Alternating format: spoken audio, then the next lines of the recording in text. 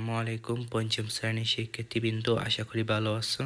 আজকের এই ভিডিওতে আমরা তোমাদের বাংলাদেশ ও বিশ্ব পরিচয় বইয়ের 10ম অধ্যায়ের অনুশীলনী সমাধান দেখব। পৃষ্ঠাটি হচ্ছে 114 নম্বর পৃষ্ঠা। তো আমরা অনুশীলনী সমাধানে চলে যাই। তো দেখতে পাচ্ছ ক নম্বরে রয়েছে সঠিক উত্তরের পাশে টিক চিহ্ন দাও। খ নম্বরে রয়েছে সঠিক শব্দ বসিয়ে শূন্যস্থান পূরণ করো। চলো এই দুইটার উত্তর আমরা দেখে আসি। তো দেখতে পাচ্ছ, এক, গণতান্ত্রিক আচরণের পূর্ব শর্ত কোনটি? এর উত্তর হচ্ছে অন্যের মতামতকে গুরুত্ব দেয়া। এরপর পরমত সহিংসতা আমাদের কি শেখায়? উত্তর হচ্ছে সহনশীলতা। তারপর ক নম্বরে রয়েছে সঠিক শব্দ বসিয়ে শূন্যস্থান পূরণ করো। এক, প্রত্যেকের বিশ্বাসকে সম্মান করতে প্রয়োজন।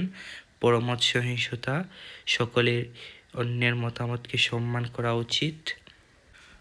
তো দেখতে পাচ্ছ এরপরে রয়েছে গ নম্বরে সংক্ষিপ্ত প্রশ্ন এবং ঘ নম্বরে বর্ণনামূলক প্রশ্ন। চলো এই দুইটার উত্তর আমরা দেখে আসি। সংক্ষিপ্ত প্রশ্ন এক, পরমত সহিংসতা কি? এর উত্তর হচ্ছে অন্যের মতকে সম্মান করাই পরমত সহিংসতা। দুই, বিদ্যালয়ে গণতান্ত্রিক চর্চার 3টি ক্ষেত্র লিখো। এর উত্তর হচ্ছে বিদ্যালয়ে গণতান্ত্রিক চর্চার 3টি ক্ষেত্র হলো শ্রেণীকক্ষে শ্রেণী নেতা নির্বাচনের ক্ষেত্রে, শ্রেণীকক্ষ সাজানোর ক্ষেত্রে, বিদ্যালয়ের মাঠ পরিষ্কার পরিচ্ছন্ন রাখার ক্ষেত্রে। এরপর রয়েছে বর্ণনামূলক প্রশ্ন।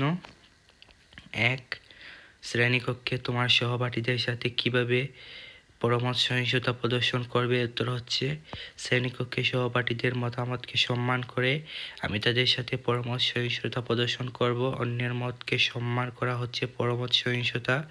শ্রেণী নেতা নির্বাচনে, শ্রেণীকক্ষ সাজানো ইত্যাদি বিষয়ে শ্রেণীর সবার মতামত প্রদানের সুযোগ আছে। এ ধরনের ক্ষেত্রে আমি আমার মত প্রদানের পাশাপাশি সহপাঠীদের স্বাধীনভাবে মত প্রকাশের সুযোগ দেব। তাদের দেওয়া কোনো মত আমার পছন্দ না হলেও সে মতামতের প্রতি সম্মান প্রদর্শন করব।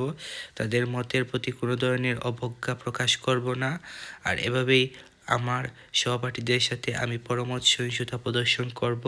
তারপর 2 নম্বরে রয়েছে বিদ্যালয়ের শ্রেণী নেতা নির্বাচনের ক্ষেত্রে তুমি কিভাবে গণতান্ত্রিক চর্চা করবে? উত্তর হচ্ছে শ্রেণী নেতা নির্বাচন বিদ্যালয়ে গণতান্ত্রিক চর্চার অন্যতম ক্ষেত্র।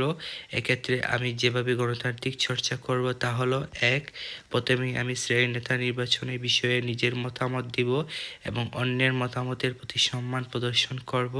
দুই, শ্রেণী নেতা নির্বাচনের প্রক্রিয়া সম্পর্কে অধিকাংশ সহপাঠী যে মত প্রদান করে তা আমার মতের সাথে না মিললেও শ্রদ্ধার সাথে মেনে নেব। তিন, যারা শ্রেণী নেতা হতে ইচ্ছুক তারা কিভাবে শ্রেণীকে উন্নত করবে সে বিষয়ে বক্তব্য দেওয়ার সময় তাদের কথা মনোযোগ সহকারে শুনব। চার, নির্বাচনের দিন আমি আমার পছন্দের প্রার্থীকে ভোট দেব। আমার সহপাঠীরাও যেন তাদের পছন্দের প্রার্থীকে নিশ্চিন্তে ভোট দিতে পারে সে বিষয়ে সচেষ্ট থাকব। পাঁচ, সংখ্যাগরিষ্ঠের ভোটের ভিত্তিতে যিনি শ্রেণী নেতা নির্বাচিত হবেন তাকে আমি ভোট প্রদান না করলেও শ্রেণী নেতা হিসেবে মেনে নেব। তো শিক্ষার্থী বন্ধুরা, আজ এই পর্যন্ত। বাংলাদেশ ও বিশ্ব পরিচয় বইয়ের আর কোন কোন অধ্যায়ের সমাধান পেতে চাও এই ভিডিওর কমেন্ট বক্সে জানিয়ে দাও।